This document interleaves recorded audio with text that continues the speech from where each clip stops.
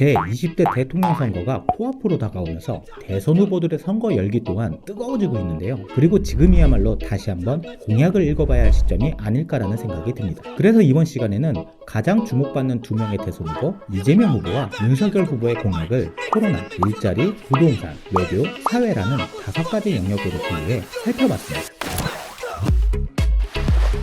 우선 코로나19 방역 및 지원에 대한 공약입니다. 더불어민주당 이재명 후보는 코로나 변이종에 대한 대응 체제를 강화하고 공공병원을 확보하여 전염병 대응 역량을 키우겠다고 전했습니다. 또한 국내 코로나 백신과 치료제 개발 등을 지원하여 국내 바이오 산업 성장을 견인하고 연체 및 연체 위기를 겪는 소상공인과 자영업자의 채무를 조정하겠다고 전했습니다. 국민의힘 윤석열 후보는 취임 직후 대통령 직속에 코로나 긴급구조특별본부를 설치하고 코로나 종식 2년 후까지 피해 지원을 모니터링하겠다고 전했습니다. 또한 건강보험법을 개정하여 필수 의료를 국가가 책임지게 하고 소상공인과 자영업자에게 심리상담 디지털 치료제를 무상 지원하겠다고 밝혔습니다. 그렇다면 일자리 창출과 노동에 대한 공약은 어떻게 다를까요? 우선 이 후보는 디지털, 에너지, 사회서비스 대전환을 통해 300만 개 이상의 일자리 창출을 약속했습니다. 또한 전 국민에게 고용보험, 출산휴가, 육아휴직을 보장하고 주 4.5일제를 단계적으로 실시하겠다는 공약도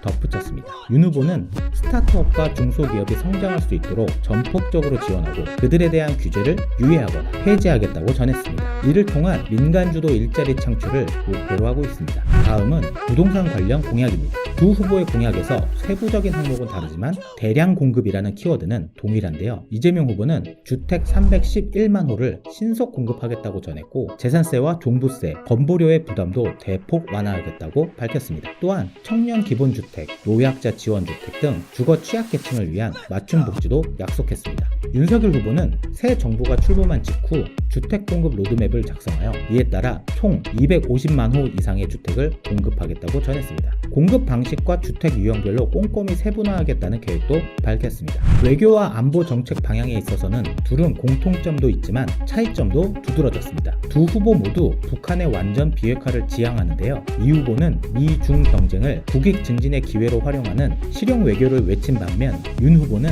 한미 동맹 신뢰 회복, 결속 강화, 그리고 사드 추가 배치를 내세웠습니다. 북한이 완전 비핵화를 달성하기 전까지 국제적 대북 제재를 유지하겠다고도 전했습니다. 마지막으로 사회 전반에 대한 공약입니다. 이 후보는 포괄적인 복지제도와 다양한 유형별 지원에 집중한 반면 윤 후보는 공정과 관련된 공약에 집중했습니다. 이 후보는 전국민 보편 기본소득을 내걸었고 이어서 5대 돌봄에 대한 지원을 강화하겠다고 전했습니다. 1인 가구 등 다양한 형태의 가구를 대상으로 한 맞춤 지원도 약속했습니다. 탈모를 포함한 몇 가지 영역에 건강보험 적용 범위를 확대하겠다고 전했으며 소방관처럼 국민 안전을 지키는 직업에 대해서는 예우를 강화하겠다고 밝혔습니다. 또한 범죄 경력자의 관리 감독을 강화하여 국민 안심 국가를 만들겠다고도 전했습니다. 윤 후보는 여성가족부를 폐지한 후 가족에 집중한 별도의 부처를 설립하겠다고 전했고 입시 비리를 엄단하겠다고 강조했습니다. 성범죄의 처벌을 강화하는 동시에 무고죄 처벌을 강화하겠다고 전했고 촉법소년의 연령을 만 12세로 하향하겠다고 말했습니다. 또한 제도 강화를 통해 외국인의 의료 서비스 무임 승차를 엄격히 제한하겠다고 밝혔습니다.